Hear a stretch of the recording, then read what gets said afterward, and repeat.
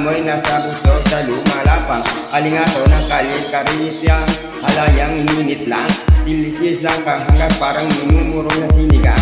Sa paaralan, ganun kami pag-uwi. Dakilang pagkahiwalay ng dikolo sa puti. Puso na nagturo sa akin paano huminga ng malalim. Lumaki na gutom lamang ang di kayang kalabanin. Magbabad naman sa gawain bahay. Laging nangunguna pag nakahawak ng pluma at nagtiba ang anyuna.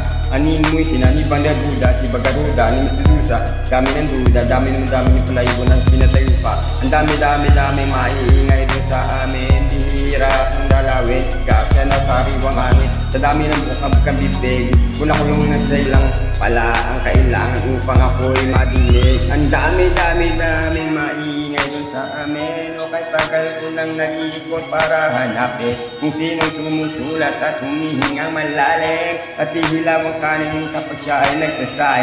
Ang daming maiingay dun sa amin. O kahit tagal ko nang nag-iikot para hanapin kung sino ang sumusulat at humihingang malalim at hihilaw ang kanin kapag siya ay nagsasay.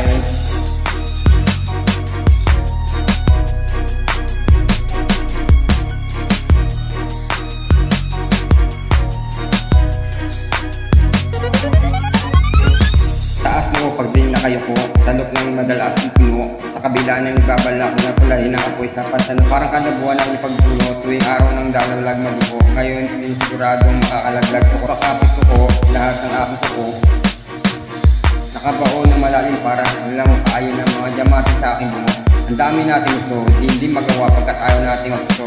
Mga bagay na di mo na pwedeng gawin kapag dumating na ang ating puso. Pagkagaalis sa iseta, pagkagaalis sa iseta, takas pa pagkagaalis sa parang sapat ng planeta. Sa dinami-dami ng pagbenta, pinakasakit kabilang tenga. Di na malabong sugatan ko, ang tanging magutunog na reseta. Ang dami maingay doon sa amin, mga sikmurang istulang, hindi pa kumakain, ang maduming pag-ibig.